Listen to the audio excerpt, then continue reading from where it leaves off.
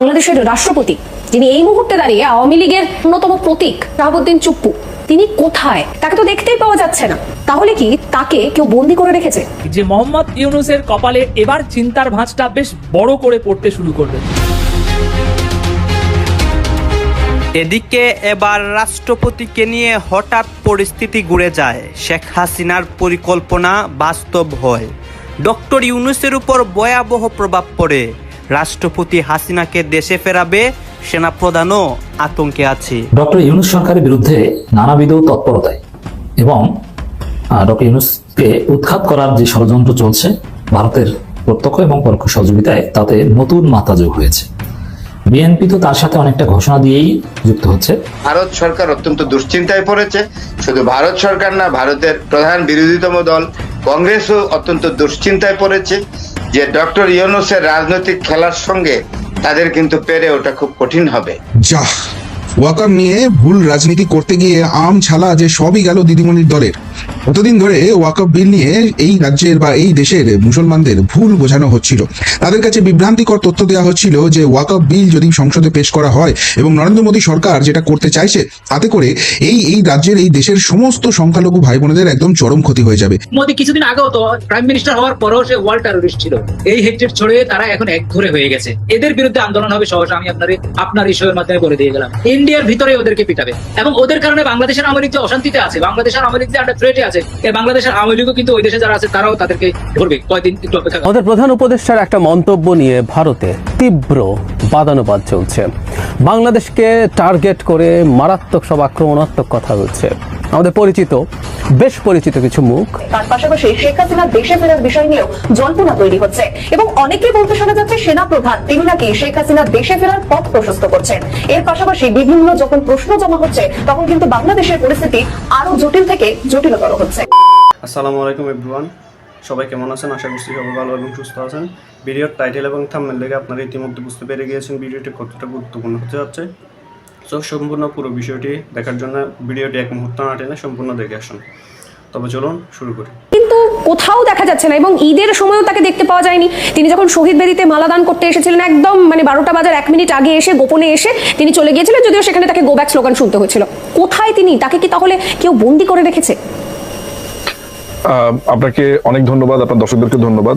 আসলে এই কথাটার একেবারে লিটারেল উত্তরটা হচ্ছে যে তিনি হয়তো বা বন্দী নন, কিংবা তিনি আছেন কার্যত, যে শব্দটাকে বলি কার্যত তিনি আসলে, আমার ধারণা কার্যত তিনি অনেকটা হাউস অ্যারেস্টের মতোই জীবনযাপন কাটাচ্ছেন।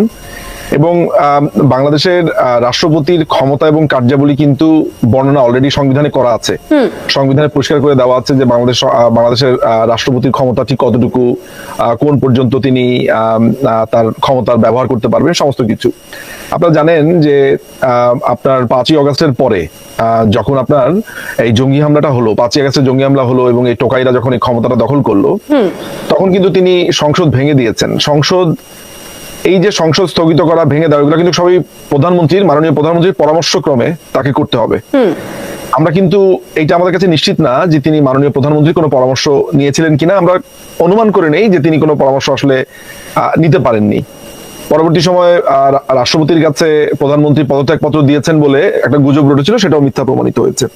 এই সমস্ত কিছুর আলোকে রাষ্ট্রপতির কথাবার্তা সামনে অনেকবার এসেছিল তাকে অপসারণ করবার জন্য। আপনি জানেন যে গত বছরের অক্টোবরে, খুব সম্ভবত 22 তারিখে হবে, এই জঙ্গি বাহিনী, এই টোকাই বাহিনী যারা আছে, তারা তার বঙ্গভবন পর্যন্ত গিয়ে অ্যাটাক করেছে, যেখানে প্রায় 3জন শিক্ষার্থী না, মানে 3জন ব্যক্তি সেখানে আপনার আহত হয়েছে বলে আমরা তখন শুনেছি।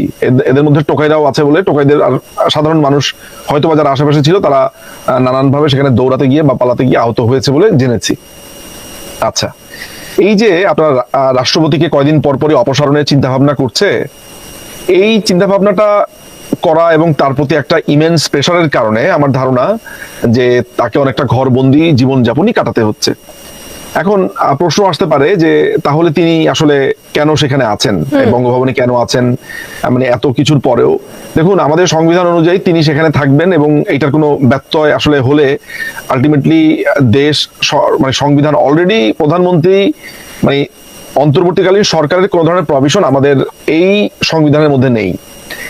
না থাকার পরেও যখন দখলদার বাহিনীর মাধ্যমে দেশ চলছে, তখন ইতিমধ্যেই একটা সাংবিধানিক জটিলতা তৈরি হয়েছে। প্রশ্ন এসেছে যে একটা অবৈধ সরকার, একটা ইলিগাল গভর্নমেন্ট দিনের পর দিন এই সংবিধান বহির্ভূত ভাবে এই দেশ চালাচ্ছে, ক্ষমতার অপব্যবহার করছে। ইতিমধ্যেই আমাদের একটা সাংবিধানিক জটিলতা তৈরি হয়েছে। তার মধ্যে রাষ্ট্রপতি যদি না থাকতো তাহলে জিনিসটা হয়তোবা আরো ভয়াবহ দিকে চলে যেত, কারণ রাষ্ট্রপতি কিন্তু নিয়োগ দিয়েছে বর্তমান সেনাপ্রধানকে। ফলে বর্তমান সেনাপ্রধান রাষ্ট্রপতি দুটো ব্যাপারই ওতপ্রোতভাবে জড়িত। এই স্ট্র্যাটেজির ব্যাপারটাও আসলে একটু মাথায় রাখা প্রয়োজন। আপনি জানেন যে একটা রেওয়াজ আছে বাংলাদেশে, সেটা হচ্ছে যে দুই ঈদেই, ঈদ উল ফিতর এবং ঈদ উল আজহা, এই দুটো ঈদেই কিন্তু রাষ্ট্রপতি, মন্ত্রী পরিষদ, প্রধানমন্ত্রী বিভিন্ন মানুষকে তার এখানে দাওয়াত করে থাকেন। এবারে তাকে শুধু বঙ্গভবনেই ঈদ পালন করতে দেখা গেছে, বঙ্গভবনের বাইরে দেখা যায়নি। বঙ্গভবনে পালন করতে দেখা যাচ্ছে এবং সেখানে গেস্ট নেই বললেই ছিল। মানে ব্যাপারটা এমন যে, এবং উপদেষ্টারা যে কথিত। আচ্ছা, এখন প্রথম কথা হচ্ছে যে মাননীয় প্রধানমন্ত্রীকে কিন্তু সশস্ত্র বাহিনী নিরাপত্তা দিয়েই ভারতে নিয়ে গেছে। মাথায় রাখতে হবে কে নিয়ে গেছে। বাংলাদেশের যে সশস্ত্র বাহিনী, তারাই নিরাপত্তা দিয়ে তাকে কিন্তু একটা নিরাপদ স্থানে নিয়ে গেছে। তার মানে এখানে একটা ব্যাপার পরিষ্কার যে সশস্ত্র বাহিনী পরাজয় স্বীকার করেছে এই টোকাইদের কাছে, যে আমরা আমাদের প্রধানমন্ত্রীকে নিজ দেশে আমরা সুরক্ষা দিতে পারছি না, তাই বাইরের একটা দেশে তারা রেখেছে। এই তো, মানে আমার তো অন্তপক্ষে ওইটাই ধারণা করা যেতে পারে। আমাদের প্রধান উপদেষ্টার একটা মন্তব্য নিয়ে ভারতে তীব্র বাদানুবাদ চলছে। বাংলাদেশকে টার্গেট করে মারাত্মক সব আক্রমণাত্মক কথা হচ্ছে।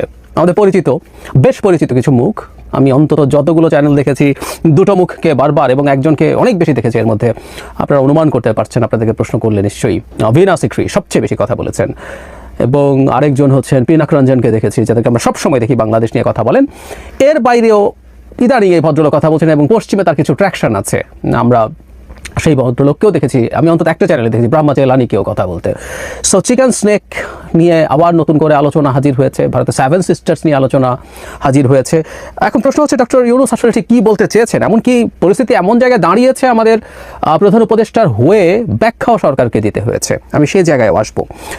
প্রধান উপদেষ্টা কি বলেছেন আগে সেটা একটু যদি বলি। এক্স্যাক্টলি উনি যা বলেছেন তা ইংরেজিতে এরকম ছিল: 7 states of India, eastern part of India, called 7 sisters. They are landlocked region of India. They have no way to reach out to the ocean.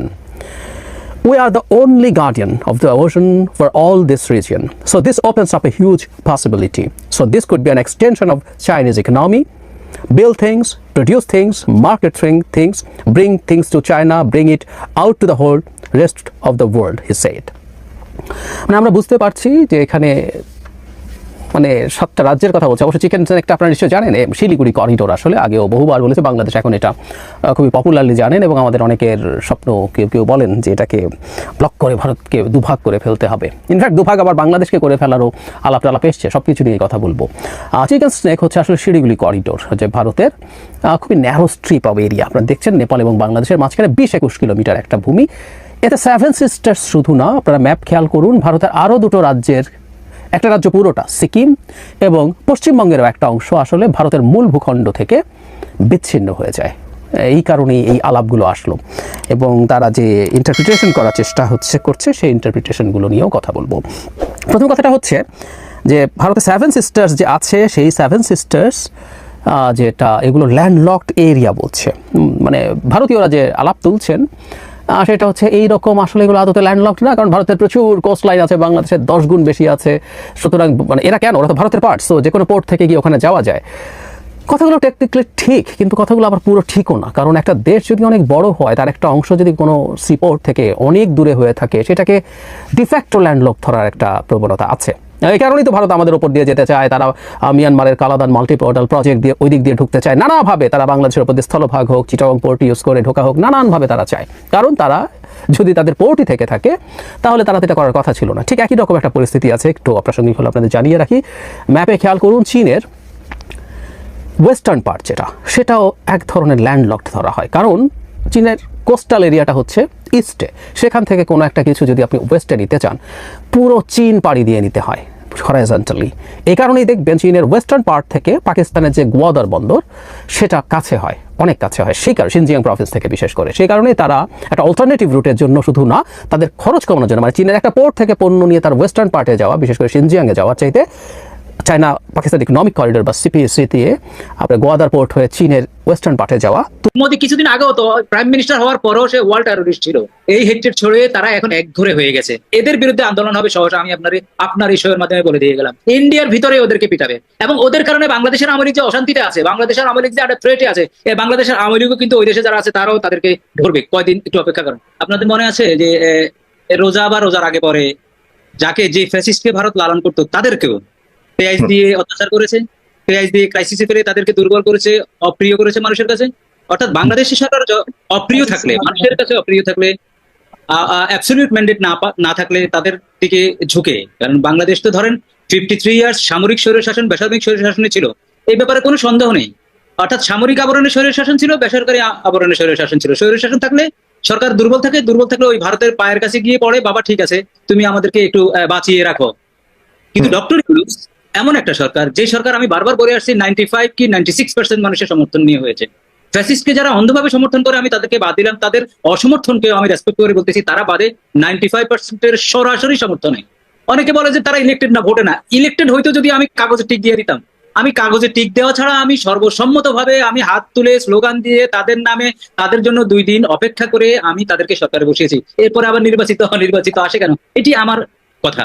এখন ডক্টর ইউনূসের ব্যাপারে দেখেন, ডক্টর ইউনূসের কোনো পিছু টান নেই বা কোনো খায়েশ নেই, কিভাবে বুঝবেন আপনি? আচ্ছা, এত বড় একটা চীন সফরের পরে ডক্টর ইউনূসের নামে কোনো পোস্টার ঢাকা শহরে নাই, বাংলাদেশে নাই। আমাদের দেশে কি সমুদ্র বিজয়, বিশ্ববিদ্যালয়ের উপাচার্যরা পর্যন্ত পোস্টার দিয়েছে শেখ হাসিনার নামে, অভিনন্দন অভিনন্দন অভিনন্দন। তারপরে কোনো এখানে গেলেই হলো আজে বাজে সংবাদ সম্মেলন করে যাচ্ছে, তাই অবস্থা। কিন্তু ডক্টর ইউনূসের কোনো সাউন্ড নেই। কিন্তু সাউন্ড একটাই, যে চীন সরকার একটা বৃহৎ একটা শক্তিশালী দেশ, তাকে কিভাবে নিয়ে গেল, তাকে নিয়ে কিভাবে সে ওয়েলকাম জানালো, এবং 2.1 বিলিয়নের যে একটা চুক্তি হলো এবং আরো অনেকগুলো সমঝোতার কথা আমরা যে শুনলাম, একটা হোপ যে এসছে, এই হোপ তো আমাদের জন্য অনেক বড় অ্যাচিভমেন্ট। এই অ্যাচিভমেন্টকে ভারত কখনোই ভালোভাবে নেবে না, এটি স্বাভাবিক। তার মরণীপনা তো শেষ হয়ে গেল। তার এখন পেঁয়াজের আমার দরকার নেই, তার চাউল ছাড়া আমাদের চলে, তার কাঁচামরিচ ছাড়া আমাদের চলে, লঙ্কা ছাড়া। তারপরে তার হসপিটাল ছাড়া তো চলছে, তার স্কুলে আমার বাচ্চারা যাচ্ছে না, চলছে না। এখন আমরা টেস্টেড হয়ে গেছে, বাংলাদেশ এখন পরীক্ষায় উত্তীর্ণ হয়েছে যে তাদের বাদ দিয়ে আমাদের চলা যায়, ভালোভাবে চলা যায়। ডক্টর ইউনূস সরকারের বিরুদ্ধে নানাবিধ তৎপরতায় এবং ডক্টর ইউনূসকে উৎখাত করার যে ষড়যন্ত্র চলছে ভারতের প্রত্যক্ষ এবং পরোক্ষ সহযোগিতায়, তাতে নতুন মাত্রা যোগ হয়েছে। বিএনপি তো তার সাথে অনেকটা ঘোষণা দিয়েই যুক্ত হচ্ছে। মির্জা আব্বাসরা বলে দিয়েছেন, আমরা এই সরকারের সংস্কার মানব না, আমরা প্রয়োজনে আবার সেই সংস্কার পরিবর্তন করব। ডক্টর ইউনূসের অধিকার নেই, ডক্টর ইউনূসকে বোকা বানাচ্ছে, নানান কিছু। আপনি ক্ষমতা ছেড়ে দিন, ছলছাতুরি করছেন, ইত্যাদি ইত্যাদি। দেখতে পেরেছেন ভিডিওটি কতটা গুরুত্বপূর্ণ। তো এরকম গুরুত্বপূর্ণ ভিডিও আরও পাওয়ার জন্য চ্যানেলটি অবশ্যই সাবস্ক্রাইব করে রাখবেন এবং দেখা হচ্ছে পরবর্তী ভিডিওতে। সে পর্যন্ত সবাই ভালো থাকবেন, সুস্থ থাকবেন। আল্লাহ হাফেজ।